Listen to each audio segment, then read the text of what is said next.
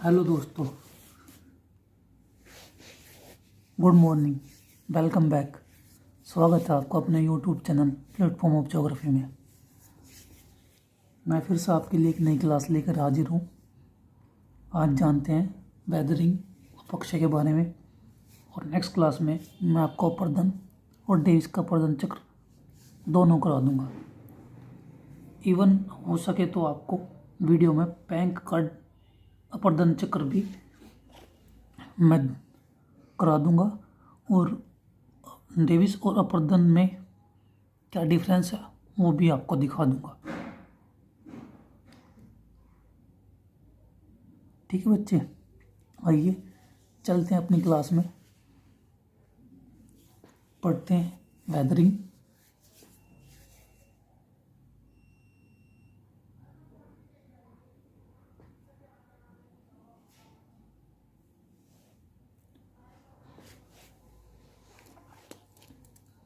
अपक्षय मौसम की विभिन्न स्थैतिक क्रियाओं द्वारा, मतलब मौसम की भिन्न भिन्न क्रियाओं द्वारा चट्टानों के टूटने फूटने को अपक्षय या अपक्षण कहा जाता है, और इसे मौसमीकरण भी कहा जाता है। क्यों मौसमीकरण क्यों कहा जाता है?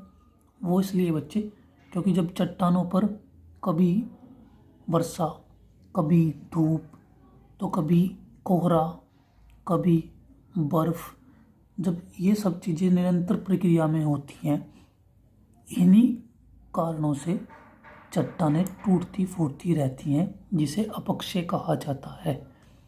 ये कोई पराक्रम नहीं है, ये कोई फोर्स नहीं है बच्चे, ठीक है, ये फोर्स नहीं है, ये बल नहीं है, इसलिए इसे अपक्षय कहा जाता है। यदि ये फोर्स या बल होते तो इसे अपर्दन कहा जाता, कटाव, किसी के द्वारा कटाव कहा जाता। ये टूटती फूटती हैं अपने ही स्थान पर, ये सबसे बड़ी बात है। अपक्षय का सबसे निजी और इम्पोर्टेंट कारण यही है कि वो अपने ही स्थान पर टूटती फूटती हैं, बस उसमें जो क्रियाएं भाग लेती हैं वो मौसमीकरण होता है। ये ठीक है बच्चे, वो मौसम की भिन्न भिन्न क्रियाओं द्वारा होता है। नेक्स्ट है डेफिनेशन से समझते हैं। अपक्षय ताप, जल, वायु तथा प्राणियों का कार्य है, जिनके द्वारा यांत्रिक तथा रासायनिक परिवर्तनों से चट्टानों में अपने ही स्थान पर टूट फूट होती रहती है। मैं अभी भी यही बात आपको बता रहा था कि मौसम की जो क्रियाएं होती हैं और मानव की जो क्रियाएं हैं, उनके द्वारा यांत्रिक या भौतिक तथा रासायनिक परिवर्तनों से चट्टानों में अपने ही स्थान पर जो भी टूट फूट होती है उसे अपक्षय कहा जाता है। ठीक है बच्चे, फिर से बता रहा हूँ, चट्टानों का अपने ही स्थान पर टूट कर बिखर जाना अपक्षय कहलाता है, जो मौसम की विभिन्न क्रियाओं द्वारा होता है। क्लियर? आगे चलें, एक बार फिर से आपको एक्सप्लेन कर रहा हूँ।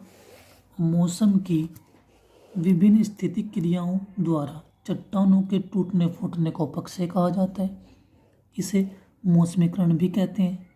अपक्षय ताप, जल, वायु तथा प्राणियों का कार्य है, जिनके द्वारा यांत्रिक रासायनिक परिवर्तनों से चट्टानों में अपने ही स्थान पर टूट फूट होती रहती है।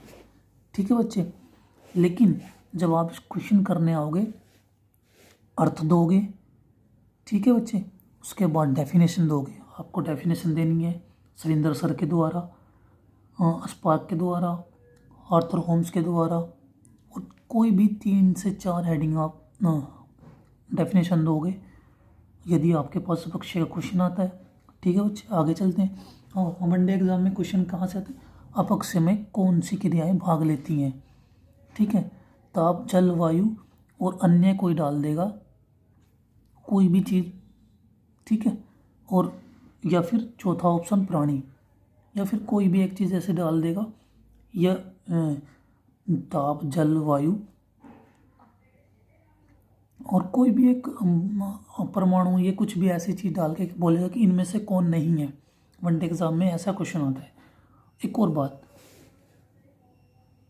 एक क्वेश्चन ऐसा भी बन जाता है कि किसे मौसमीकरण कहा जाता है? अपक्षय, अपर्दन, ये सब चीज़ें ऐसे 4 हेड आपको ऑप्शन मिलेंगे। ठीक है, ये इम्पोर्टेंट कैटेगरी का क्वेश्चन है बच्चे ये। ठीक है, नेक्स्ट चलते हैं, आगे पढ़ते हैं, अपक्षय के बारे में जानते हैं।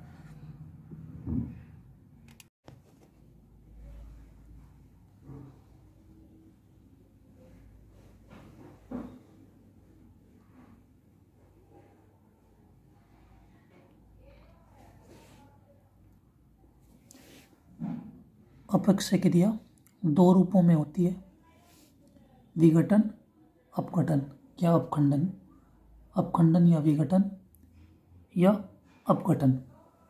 ठीक है बच्चे, फिर से बता रहा हूँ, अपक्षय क्रिया 2 रूपों में होती है, अपखंडन और अपघटन। ठीक है बच्चे, चलते हैं अपखंडन पर। अपखंडन, जब चट्टानों में बदलते मौसम जैसे कि ताप, जल, हिमवृष्टि आदि के प्रभाव से प्रभावित होकर चट्टानें अपने ही स्थान पर टूटती फूटती रहती हैं, इस क्रिया को विघटन या अपघटन कहते हैं। जब मैंने स्टार्ट किया था तब यही बात बोली थी कि जब चट्टानें ताप, वर्षा, हिम आदि द्वारा प्रभावित होकर अपने ही स्थान पर टूट फूट कर बिखर जाती हैं तो उसे अपघटन या विघटन कहा जाता है, अपखंडन या विघटन कहा जाता है। अपघटन पर आते हैं।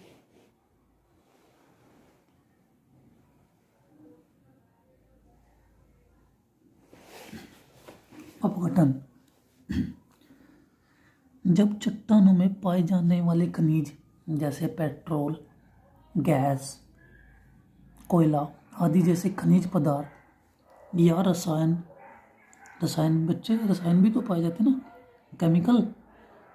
ठीक है, खनिजों या रसायनों के साथ जल क्रिया करता है, जल घुलनशील होता है, तो इस रासायनिक क्रिया द्वारा चट्टानों में टूट फूट होती है, चट्टानें प्रभावित होती हैं, इस क्रिया को अपघटन कहते हैं। ठीक है बच्चे, जब खनिज पदार्थों या रसायन पदार्थों में जल घुलनशील होकर क्रिया करता है जिससे चट्टानें घुल कर टूट जाती हैं या दरारें पड़ जाती हैं या चट्टानें प्रभावित होती हैं, इस क्रिया को अपघटन कहते हैं। बस क्लियर आपकी दोनों चीज़ें, विघटन और अपघटन।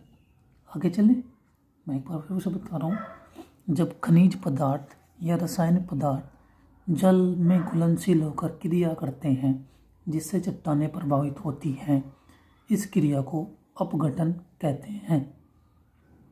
ठीक है,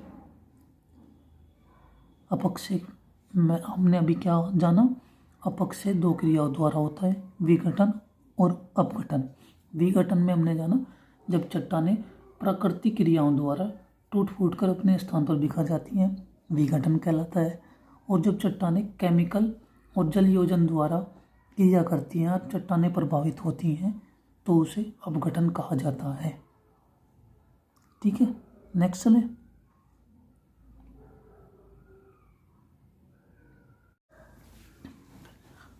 अपक्षय के प्रकार जानते हैं बच्चे, अपक्षय के प्रकार, काइंड ऑफ वेदरिंग। अपक्षय के 3 प्रकार होते हैं, भौतिक अपक्षय, रासायनिक अपक्षय और जैविक अपक्षय। ठीक है बच्चे, फिर से बता रहा हूँ, वेदरिंग के 3 प्रकार होते हैं, काइंड्स ऑफ वेदरिंग, 3 भौतिक अपक्षय, रासायनिक अपक्षय और जैविक अपक्षय। अब ये कैसे प्रभावित होते हैं इनमें जानते हैं।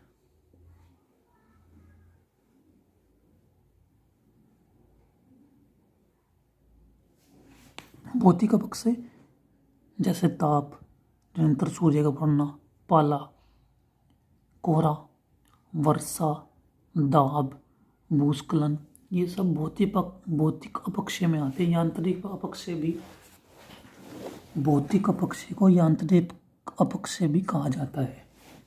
ठीक है बच्चे। रासायनिक अपक्षय ऑक्सीकरण, हाइड्रोजन कार्बोनेशन, विलयन या सिलिका, ये सब रासायनिक अपक्षय में आते हैं। जैविक अपक्षय वनस्पति, जीव जंतु, मानव। वनस्पति कैसे प्रभावित करती है? जब पेड़ों की जड़ें दरारों या चट्टानों में घुसकर उन्हें दरार, जैसे आपने देखा होगी कि एक जो दीवार होती है उसमें कभी कभी पेड़ उगाते हैं तो वो उसमें दरार उत्पन्न कर देते हैं। ऐसे ही पर्वत, पहाड़, चट्टानों में भी पर्वत दरारें करते हैं या उन्हें तोड़ते फोड़ते हैं। इसलिए वनस्पति भी चट्टान को प्रभावित करती है। और जीव जंतु, हल्की या मुलायम चट्टानों को जीव जंतु भी तोड़ते रहते हैं, जैसे चूहा, खरगोश। बहुत सारे ऐसे जीव हैं जो चट्टानों को प्रभावित करते हैं। और मानव के लिए तो सब चीज़ें प्रभावित करने के अंतर्गत आती हैं। अब चट्टान ले लो, मिट्टी ले लो, समुद्र, किसी भी चीज़ को ले लो, मानव प्रभावित करता है। ठीक है बच्चे, फिर से बता रहा हूँ। भौतिक अपक्षय में ताप, पाला, वर्षा, दाब, भूस्खलन। अब आपको ये सब पॉइंट्स एक्सप्लेन करने हैं एग्जाम में। ठीक है बच्चे। रासायनिक अपक्षय ऑक्सीकरण, हाइड्रोजन कार्बोनेशन, विलयन और सिलिका। और जैविक अपक्षय में वनस्पति, जीव जंतु और मानव। आपको सभी के सभी एक्सप्लेन करने हैं। मैं सिर्फ आपको छोटा छोटा बता रहा हूँ कि आपको सबको एक्सप्लेन करना है एग्ज़ाम में। आइए चलते हैं आगे।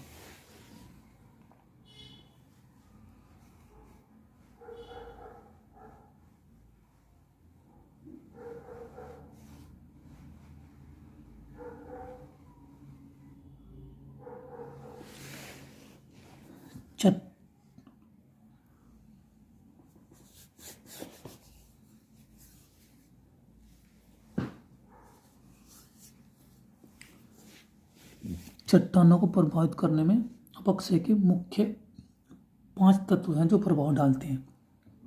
पहला, चट्टानों की संरचना। दूसरा, जलवायु की दशाएं। तीसरा, भूमि का स्वभाव, वनस्पति और समय की अवधि। जैसे ये सब चीज़ें, जैसे हमारे यहाँ ऋतु परिवर्तन होता है। अब